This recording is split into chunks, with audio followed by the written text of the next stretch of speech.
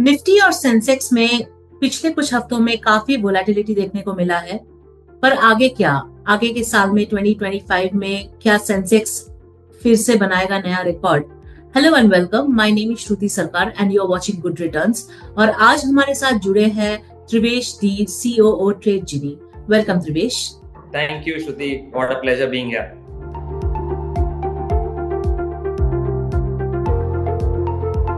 So my first question to you is, ये सबका question है कि निफ्टी और सेंसेक्स में काफी वॉलेटिलिटी देखने को मिला है लास्ट फ्यू मंथ्स में।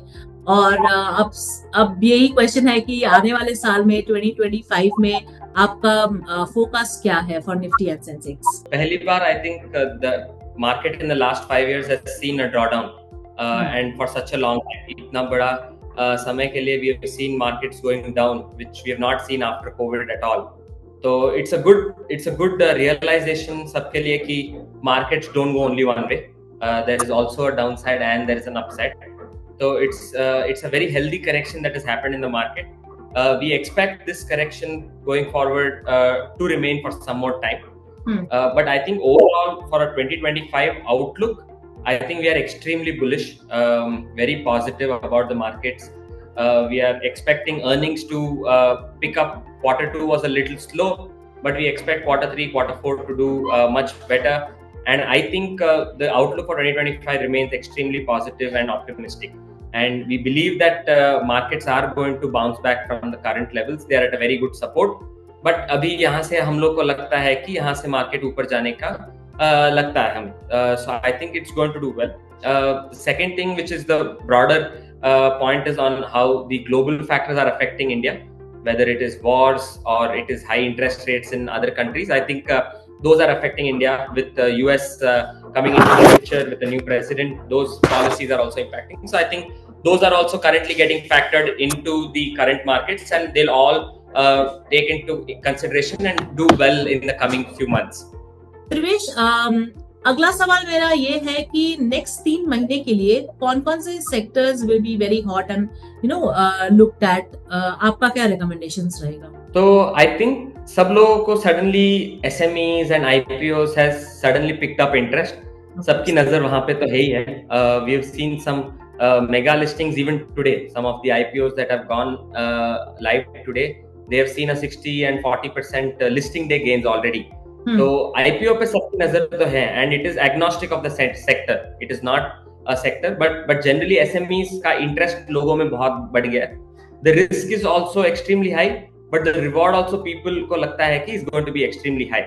But अभी current levels पे I think the mid cap stocks are almost trading at 80 to 90 PE, which is from a finance background, I think it's extremely overvalued. So for me, those sectors are something currently not to be looked at. There are certain stocks in that which are doing fairly okay, but generally the sector, mid cap as a sector, I think is extremely picked up its valuations. So that is something that needs a little more rethinking. Blue chip companies, the large caps are at a very good valuation of 21, 22, 25, 28, 30 PE. Which is in the very, very good state, because earnings have to also now start expanding. Then the EPS also grows, and there is price expansion that happens in the market. So mid caps is something that is for us a little overvalued. The large caps seem to be fairly priced. But in terms of sector specific, I think sabki nazar obviously EV pe hai hi hai, because everyone's looking at the future. Saying what happens to combustion engines, what happens to diesel and petrol, and all the manufacturers automobile are saying by 2030 हमको इतना percentage EV में जाना है या full EV में जाना है. The Middle East and Southeast countries are also started exploring other opportunities other than oil and gas, because they have realized that this may not be a long-term play. So EV is one sector that we are extremely bullish. Renewable energies and the space around renewable energy is something that we are extremely bullish on. There are a lot of stocks that have got listed recently which are doing well in the renewable energy side. So I think that is something we are very bullish on. And the third, which is the consumption stories, is pharmaceuticals. Pharmaceuticals and healthcare as a sector, I think has not performed well last 2 years. But it's time now for it to do, it start to get attention of people, and a lot of mutual fund participation also we see in the healthcare sector now. So I think healthcare is something that is going to pick up steam in the coming few weeks, few months, and maybe even few quarters, Shruti. That was very insightful, Trivesh. थोड़ा अलग तरह का question है. हमारे social media में काफी followers हैं, Gen Z followers, और वो अभी नए नए ऑफिस ज्वाइन किए हैं. कुछ लोग स्कूल कॉलेजेस में हैं, स्कूल में तो नहीं, कॉलेजेस में. देयर आर हाउस वाइफ्स जो हमें पूछते हैं कि हमारे पास बहुत कम अमाउंट है इन्वेस्ट करने के लिए, कभी कभी 5,000 या 10,000. तो इसमें आपका क्या रिकमेंडेशंस रहेंगे कि किसमें निवेश करना चाहिए? एक चीज जो नहीं करनी चाहिए वो बता देता हूँ पहले. F&O is to be avoided. If you are starting off your investment journey, F&O is not the place to be. Mutual fund is a great place to start. लोगों को म्यूचुअल फंड देखना चाहिए on how to pick up good mutual funds which start off with a very small SIP as well. Even 100, 200, 500,000 rupees SIPs वाले mutual funds भी बहुत सारे हैं. So people, especially like you said, the first timers in the market, के लिए mutual fund is an excellent opportunity.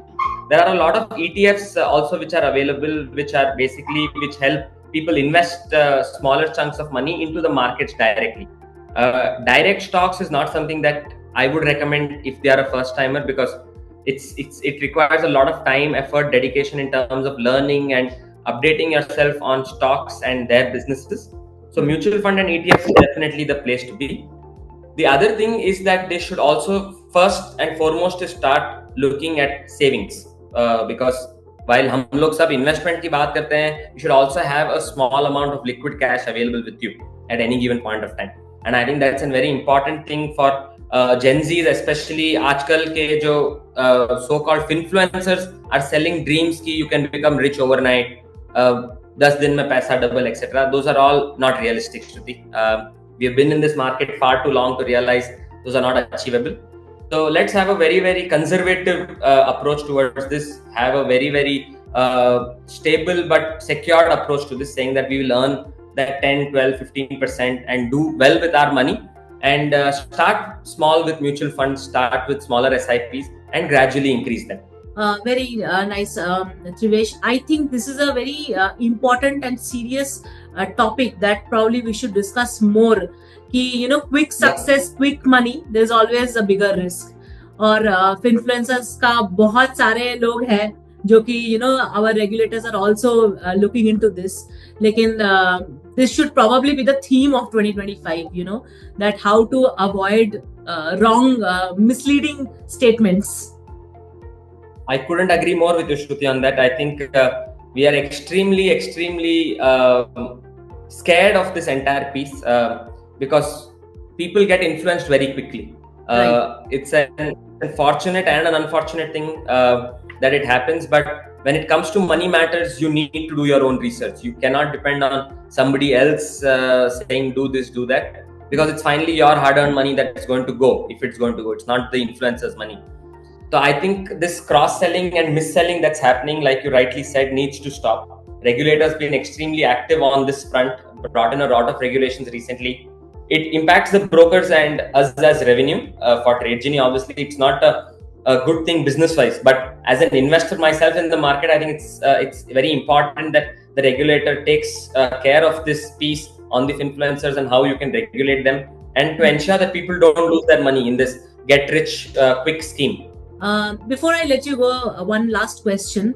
Apart from equities, what are the other asset classes you'd recommend where we can invest? Apart from equities, so to a broker, I think equities is our bread and butter. So obviously, equities is an important piece in any portfolio. But on a personal front, I think real estate and fractional real estate in that specifically, I think is picking up really well, and everybody can start early. Like how there is an SIP in stocks where you do smaller portions into a larger fund house.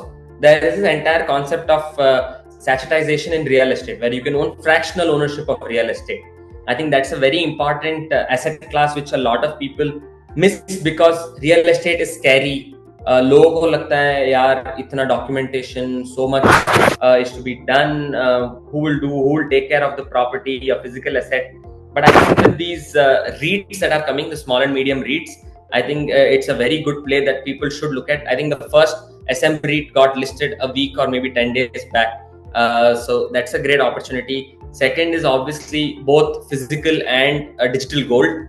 I think people don't realize that when markets aren't doing well, typically gold is an inversely proportional asset.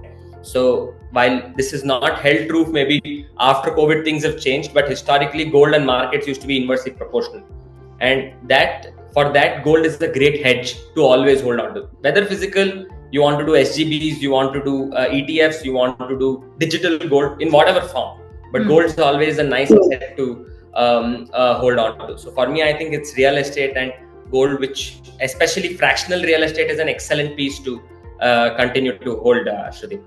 Perfect. Great. Thank you so much, Devesh, for joining us today. Thank you, viewers, for watching. Thank you, Shruti. Thank you.